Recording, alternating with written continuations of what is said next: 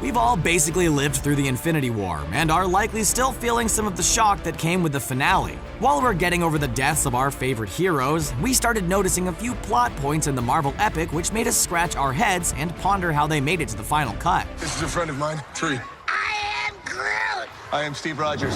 Before we count them down, be sure to click on that subscribe button and hit the notification bell to make sure you're up to date with Screen Rant every day. The Infinity Gauntlet! Ultimate power! Now mine!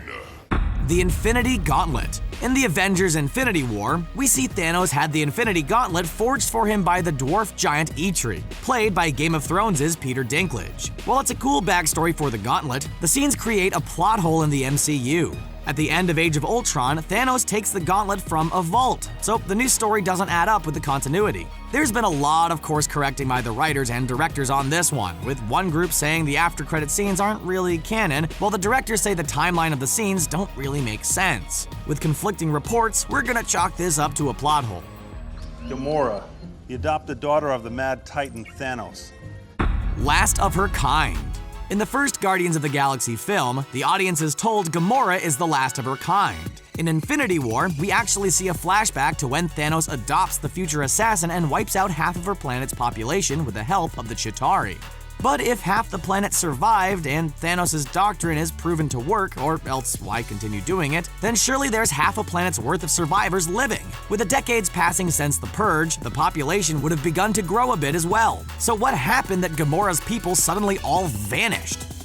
This is time. Endless looped time. Time loop. Doctor Strange uses the Time Stone to peek into the future and witnesses over 14 million futures, with only one of them resulting in a win for Earth's mightiest heroes. But why doesn't Strange use the stone in combat? In his solo movie, he's able to defeat Dormammu by trapping him into a time loop as opposed to using physical attacks. Why couldn't Strange put Thanos in a similar time loop? If a force as destructive as Dormammu would give up after seeing he's been trapped in the loop forever, wouldn't Thanos? It'd be worth a try, at least. We have what Thanos wants, so that's what we use. Why doesn't Thor protect Vision? Having witnessed Thanos' brutality firsthand and knowing exactly what his plan is, it's a bit odd that Thor's first move when he comes to Earth was to smash the army to smithereens. Sure, the Avengers weren't having an easy time, but Thor should have known where the priority was. I choose to run toward my problems and not away from them. Instead of fighting the Outriders, Thor should have made a beeline for Vision to protect him. Seeing as Thor is one of the few heroes who can safely take on Thanos, he's the one who should have been charged with keeping Vision and the Mind Stone safe. Loki, look who it is! I have to get off this planet. Late Hulk. At the start of the film, we see half of Asgard decimated by Thanos and the Black Order. Loki reveals to the Mad Titan that he's in possession of the Tesseract, aka the Space Stone, before announcing that the Hulk is also on the ship.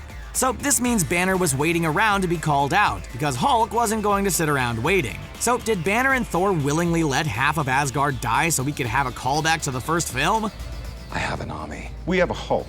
Hulk should have been swinging as soon as Thanos boarded. If he gets all the Infinity Stones, he can do it with the snap of his fingers. Overkill. Okay, so let's talk about Thanos' master plan.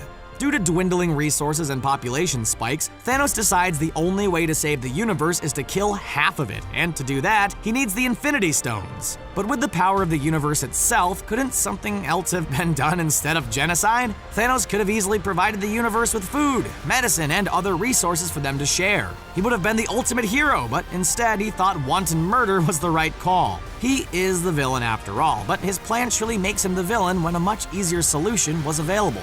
Xandarians. What a bunch of losers. How did Xandar fall? Thor mentions in passing that Xandar has fallen and was how Thanos got the Power Stone. Assuming this information was revealed to Thor during his battle with Thanos as Ragnarok took place moments before, then we must ask, how did Xandar fall?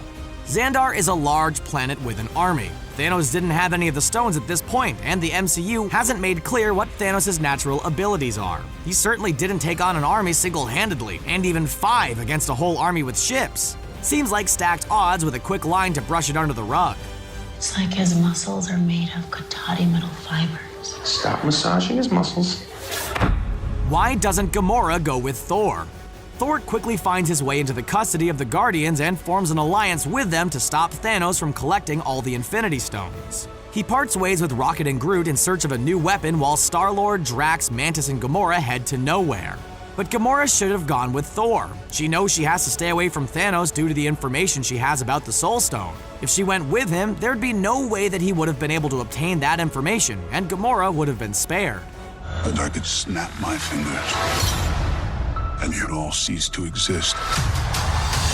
That's it for now. Which plot hole did you catch on your first viewing of the film? Did you consider any of these plot points, or are they new angles for you to consider? Which one harms the movie the most? Let us know in the comments below, and be sure to like this video and subscribe to the channel for more videos just like this in your playlist every day.